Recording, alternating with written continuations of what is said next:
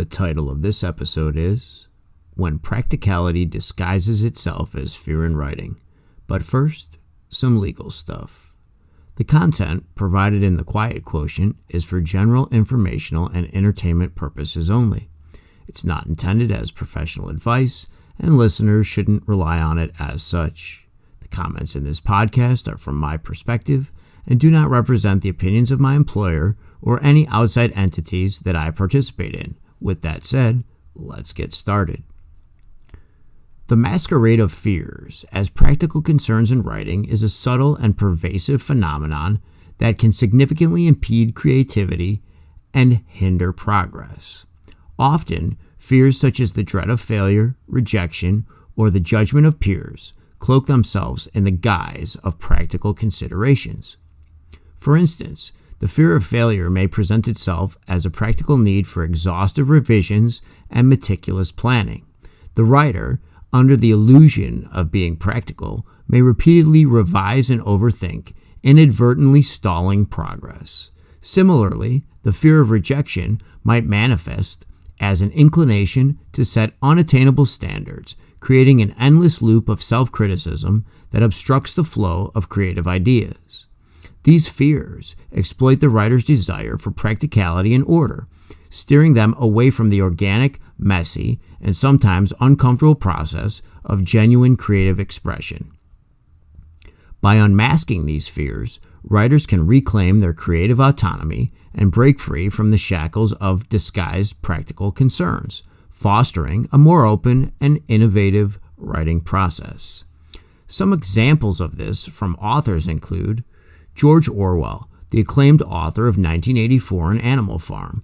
Orwell, while grappling with the fear of political repercussions for his bold and controversial themes, found himself entangled in what appeared to be practical precautions. His meticulous planning and careful wording, initially framed as a safeguard against potential backlash, often evolved into a self-imposed censorship that hindered the full expression of his ideas. Orwell's experience illustrates how fear of external consequences can disguise itself as practicality, limiting the fearless exploration of profound subjects. Another example is Sylvia Plath, the poet and author of The Bell Jar. Plath struggled with the fear of exposing her most personal thoughts and emotions in her writing. This fear, camouflaged as a practical concern for preserving her privacy, led her to self-censor and temper the intensity of her work. It was only when Plath began to confront and integrate her fears into her writing that she produced some of her most powerful and resonant pieces. These examples underscore the intricate ways in which fear can masquerade as practical considerations, impacting the creative process of even the most esteemed writers. Identifying these disguised fears becomes paramount for writers seeking to authentically engage with their craft and push the boundaries of their creative expression. Fear casts a profound shadow on the landscape of creativity, acting as both a powerful motivator and stifling force.